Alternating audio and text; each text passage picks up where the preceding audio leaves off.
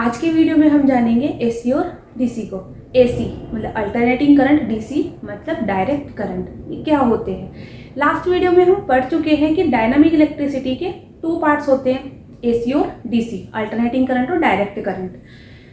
जो हमारे सर्किट में करंट फ्लो हो रही है वो एसी भी हो सकती है और डीसी भी हो सकती है, हमें अभी नहीं पता है। तो इसके बारे में आज हम डिटेल में जानने की कोशिश करेंगे कि एसी, इसके यूजेस क्या होते हैं, एसी और डीसी के एडवांटेजेस क्या है, कहाँ हम एसी और डीसी का यूज़ कर रहे हैं और क्यों करते हैं। चलिए हम स्टार्ट करते हैं अल्टरनेटिंग करंट। अल्टरनेटिंग करंट क्या होती है? अल्टरनेटिंग प्रत्यावर्ती धारा हम जिसे कह रहे हैं। अल्टरनेटिंग करंट होती है जो करंट एक समय के अनुसार अपनी मान और दिशा को चेंज करती रहती है।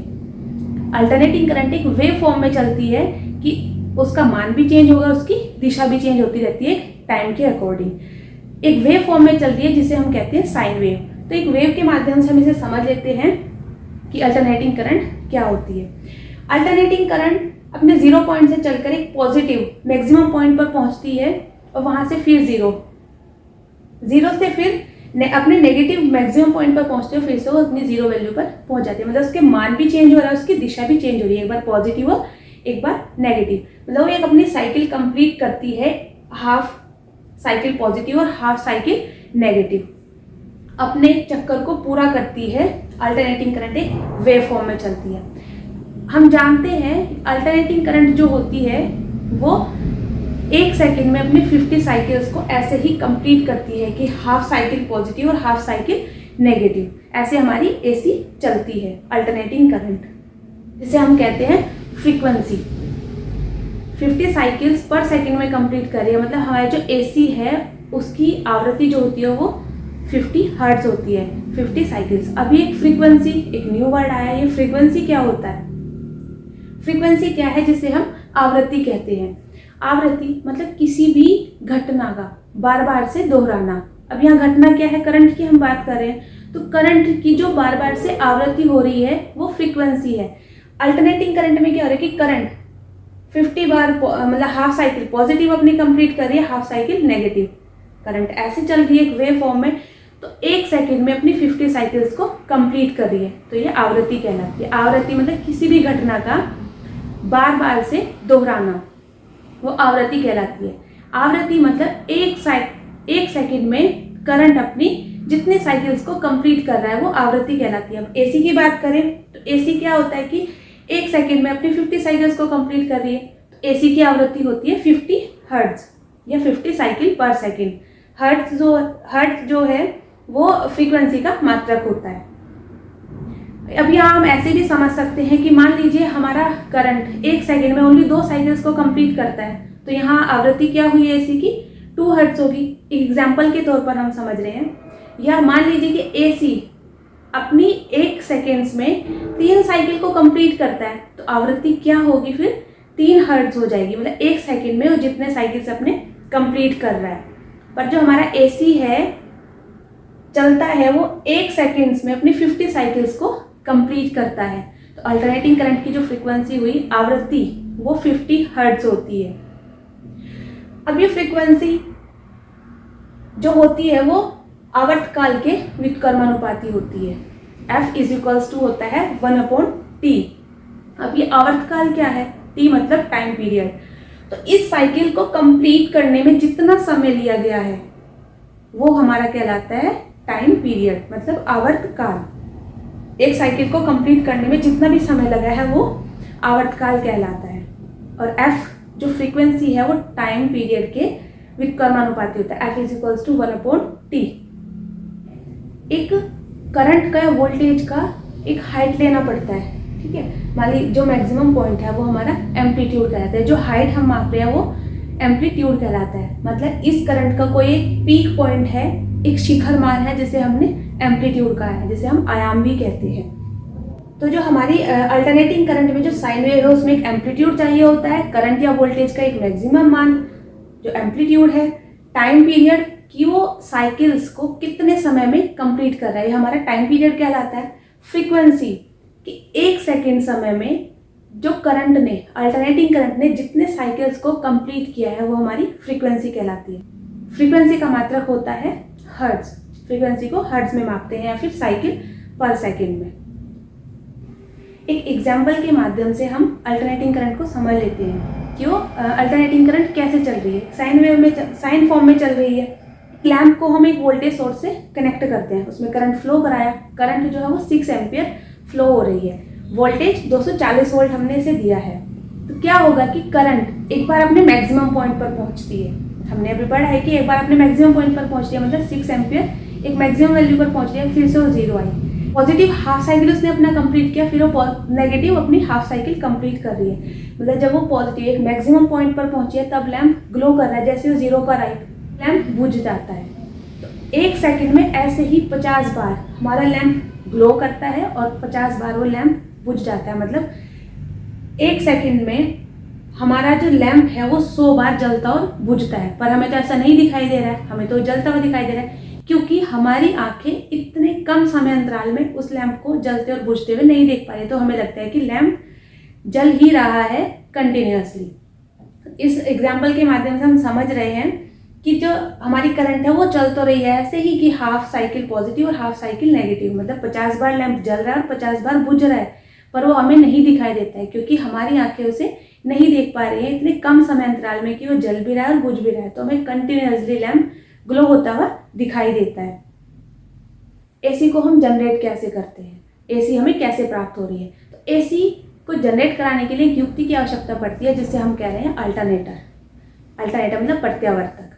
अल्टरनेटर के द्वारा हम एसी को प्राप्त कर सकते हैं, एसी को जनरेट करा सकते हैं। अल्टरनेटर की युक्ति है जो यांत्रिक ऊर्जा को विद्युत ऊर्जा में बदलती है। और विद्युत ऊर्जा किस टाइप की होगी? प्रत्यावर्ती प्रकार की। प्रत्यावर्ती विद्युत धारा में उत्पन्न करके देता है। अल्टरनेटर के बारे में हम डिटेल में जानेंगे आगे की वीडियोस में। आज हम इतना जान लेते हैं कि अल्टरनेटर के द्वारा हमें एसी प्राप्त होती है। आगे की वीडियोस में जानेंगे जो बहुत इंटरेस्टिंग होने वाला है, तो हमारे साथ बने रहिएगा इस चैनल पर। अब जान लेते हैं हम डीसी, जिसे हम कह रहे हैं डायरेक्ट करंट मतलब दिष्ट धारा। दिष्ट धारा क्या होती है कि करंट जो समय के अनुसार अपनी दिशा को चेंज नहीं करती, वो एक ही दिशा में चलती रहती है, वो कहलाती है हमारी डायरेक्ट करंट। अब वो एक ही दिशा में चल रही है, मतलब वो कोई साइकिल को कंप्लीट नहीं कर रही है, तो उसकी कोई फ्रीक्वेंसी भी नहीं होती है। डीसी की फ्रीक्वेंसी होती है 0, क्योंकि फ्रीक्वेंसी क्या है? साइकिल पर सेकंड, मतलब 1 सेकंड में अपने कितने साइकिल्स को कंप्लीट कर रहा है। तो डीसी तो कोई साइकिल्स कंप्लीट ही नहीं करती है, वो तो एक ही दिशा में चलती है। तो डायरेक्ट करंट की फ्रीक्वेंसी होती है 0। डायरेक्ट करंट को हम कहाँ यूज़ करते हैं? एसी जो अल्टरनेटिंग करंट है उसका यूज़ तो हम घरों में कर रहे हैं। अब डीसी का यूज़ हम कहाँ कर रहे हैं? डीसी का यूज़ करते हैं जितने भी हमारे मोबाइल इंस्ट्रूमेंट्स होते हैं, मतलब जो इलेक्ट्रिसिटी से चलने वाले और एक स्थान से दूसरे स्थान पर हम लेके जा सकते हैं, उन इलेक्ट्रिसिटी बेस्ड इंस्ट्रूमेंट्स में हम डीसी का यूज़ करते हैं। वो डीसी से ऑपरेट होते हैं, डायरेक्ट करंट से। जैसे हमारा मोबाइल है, मोबाइल में हमें डीसी चाहिए होती है मोबाइल को ऑपरेट कराने के लिए। लैपटॉप होता है, लैपटॉप में भी हमें डीसी चाहिए होती है। कंप्यूटर है, कंप्यूटर में भी हमें डीसी चाहिए होती है। तो इन सब इंस्ट्रूमेंट्स को जो मोबाइल मतलब कैरी करने वाले, जो एक स्थान से हम दूसरे स्थान तक लेके जा सकते हैं, उन सब इंस्ट्रूमेंट्स को चलाने के लिए जो हमें इलेक्ट्रिसिटी चाहिए होती है और डायरेक्ट करंट चाहिए होती है। अब डायरेक्ट करंट जनरेट कैसे हो रही है? डायरेक्ट करंट को जनरेट कराने के लिए हमें बैटरी की जरूरत पड़ती है। बैटरी से हम डायरेक्ट करंट प्राप्त कर सकते हैं, या फिर डीसी जनरेटर, एक डिवाइस होती है हमारी डीसी जनरेटर, जिससे हम डायरेक्ट करंट को प्राप्त कर सकते हैं। डीसी जनरेटर भी एक ऐसी युक्ति है जो यांत्रिक ऊर्जा को विद्युत ऊर्जा में कन्वर्ट करती है, मैकेनिकल एनर्जी को इलेक्ट्रिकल एनर्जी में कन्वर्ट करती है। पर इलेक्ट्रिकल एनर्जी हमारी वो डीसी टाइप की होती है। डीसी जनरेटर भी हम आगे की वीडियोस में जानेंगे, आज तो सिर्फ इसका इंट्रोडक्शन जान लेते हैं। वो बहुत इंटरेस्टिंग टॉपिक होगा डीसी जनरेटर, जिसके बारे में हम डिटेल में जानेंगे। डीसी जनरेटर क्या होता है, डीसी जनरेटर के क्या टाइप्स हैं, तो उन्हें हम आगे की वीडियोस में जानेंगे। एसी और डीसी हमने जान लिया कि एसी क्या होती है और डीसी क्या होती है, कैसे उसे हम जनरेट करते हैं। अब एसी और डीसी के बीच क्या क्या डिफरेंसेस है, क्या क्या अंतर होते हैं, उनको हम जान लेते हैं कि एसी और डीसी के बीच क्या डिफरेंसेस हैं। एसी अल्टरनेटिंग करंट को हम एक सिटी से दूसरी सिटी में आसानी से ट्रेवल करा सकते हैं, एक लंबी दूरी के बीच भी, और वो सेफली हो सकता है। मतलब एक सुरक्षित तरीके से हम अपनी एसी को ट्रेवल करा सकते हैं। डीसी में ऐसा नहीं होता है। डीसी एक छोटी दूरी तो तय कर सकती है, लेकिन एक लंबी दूरी को तय नहीं कर सकती है। वो कैसे कि हमने देखा अभी अल्टरनेटिंग करंट जो चलती है वो एक वेव फॉर्म में चलती है कि half cycle positive half cycle negative, मतलब रेस्ट लेके चल रही है। तो वो एक कंटिन्यूअसली अपनी इसी पाथ को कंप्लीट कर सकती है। लेकिन डीसी में क्या हो रहा है कि वो जैसे एक डायरेक्शन में चलती है, एक सीधी डायरेक्शन में, कि जिस मान पर हमने उसे चलाया है तो एंड पॉइंट तक जब वो पहुंचेगी तो उसकी वैल्यू कम हो जाएगी, इसी वैल्यू पर तो चलने से रही है, तो वो एक छोटी की दूरी तय कर सकती है, लंबी दूरी तक वो तय नहीं कर पाएगी। जो एसी होती है उसमें पावर लॉसेस बहुत कम होते हैं, अल्टरनेटिंग करंट में पावर लॉसेस बहुत कम होते हैं, शक्ति की जो हानियाँ हो रही है वो बहुत कम होती है। लेकिन डीसी में पावर लॉसेस बहुत ज़्यादा होते हैं। एसी की फ्रीक्वेंसी होती है 50 हर्ट्ज। ये हमने पढ़ भी लिया है कि जो एसी है वो अपने 1 सेकेंड में 50 साइकिल्स को कंप्लीट करती है, तो एसी की फ्रीक्वेंसी 50 हर्ट्ज होती है। डीसी की कोई फ्रीक्वेंसी नहीं होती है, क्योंकि डीसी तो अपना कोई साइकिल कंप्लीट ही नहीं कर रही है, तो डीसी की कोई फ्रीक्वेंसी नहीं होती है। एसी में करंट का प्रवाह अपनी दिशा को चेंज करता रहता है, मतलब उसकी दिशा एक समय के अनुसार चेंज होती रहती है। तो करंट क्या है? इलेक्ट्रॉन्स का फ्लो है, मतलब एसी में जो इलेक्ट्रॉन्स होंगे वो भी अपने डायरेक्शन को चेंज करते रहेंगे, एक बार आगे की तरफ एक बार पीछे की तरफ, मतलब बैकवर्ड और फॉरवर्ड वो चलते रहते हैं। पर डीसी में ऐसा नहीं है। डीसी में करंट एक सीधी डायरेक्शन में चलती है, तो जो इलेक्ट्रॉन्स भी होंगे वो भी एक आगे की दिशा में ही फ्लो करेंगे। एसी को हम स्टोर नहीं कर सकते और डीसी को हम स्टोर कर सकते हैं।